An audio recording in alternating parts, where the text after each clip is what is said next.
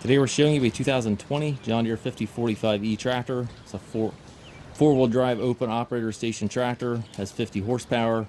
Tractor has less than 100 hours. It's practically a new tractor. Has the front grill guard on it, and obviously again the four-wheel drive. It does have a loader valve and joystick, so if you want to add a loader to this tractor, that can certainly easily be done. A remote back here, 540 PTO. Has the stabilizer bars on both arms. It's got the top link. And again, only get 60 or 70 hours on the tractor. It's practically a brand new tractor. Gear transmission, 3 ranges here to the left, 3 gears in reverse over there to the right.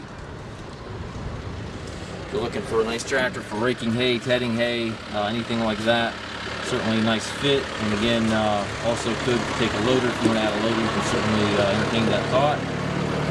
Also comes with the balance of the factory warranty, which runs into August of 2025. If you have any questions regarding this tractor, please contact us at masttractor.com. We have approximately 150 used machines on our yard. Again, if you have any questions, please contact us at masttractor.com.